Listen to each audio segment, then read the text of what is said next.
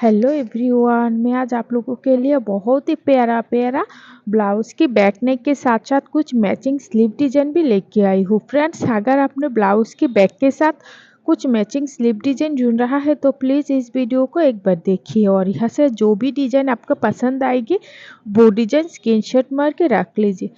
Friends, अगर आपने beautiful design की ब्लाउज़ तैयार करना चाहती है तो ज़रूर यहाँ से आइडिया लेके खुद के लिए एक सुंदर सा ब्लाउज तैयार कर सकती है। तो फ्रेंड्स, अगर आपने आज पहली बार मेरे चैनल पे आई हो तो प्लीज़ मेरे चैनल को सब्सक्राइब कर दीजिए और वीडियो थोड़ा सा भी अच्छे लगे तो वीडियो पर एक लाइक कर देना।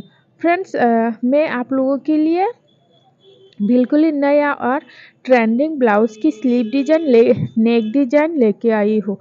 तो फ्रेंड्स, अगर आपने पॉप स्लीव भी पसंद करती है तो प्लीज़ मेरे चैनल पे जाइए और वहाँ पर विजिट कीजिए और देखते रहिए। फ्रेंड्स, वीडियो अच्छी लगे तो ज़रूर एक लाइक कर देना।